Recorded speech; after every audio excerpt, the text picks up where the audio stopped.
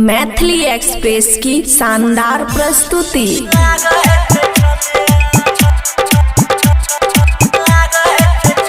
खुशी recording studio बलुआहा। तोरा सनिक हमरा छे गोकनिया पिन्है न दुनिया लागे छे छमिया। तोरा सनिक हमरा छे गोकनिया पिन्है न दुनिया लागे छे छमिया। लगाबे लिपस्टिक ताहि लै छे डिस्टिक गे। लगाबे लिपस्टिक ताहि लै छे डिस्टिक। ओकरा लफेल छे तीन तीन गो छौरिया।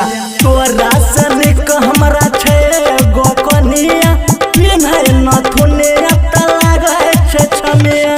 डीजे गुड मधुबनी, डीजे गुड मधुबनी, डीजे गुड मधुबनी।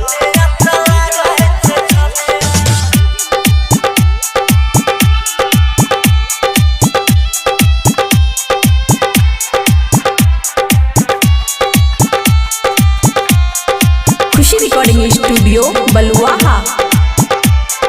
मोनालिसा हमर पालियो से सुंदर रहे छे छोरी ओकरा चोलिया के अंदर। मोनालिसा हमर पालियो से सुंदर रहे छे छोरी ओकरा चोलिया के अंदर। प्यार खूब करे छे हमरे पमर छे गे। प्यार खूब करे छे हमरे पमर छे। रात भर करे छे चुमा पचुमिया। तोरा सनिक हमरा छे गोकनिया पिन्है न दुनिया लागे छे छमिया। तोरा सनिक हमरा छे गोकनिया पिन्है न दुनिया लागे छे छमिया।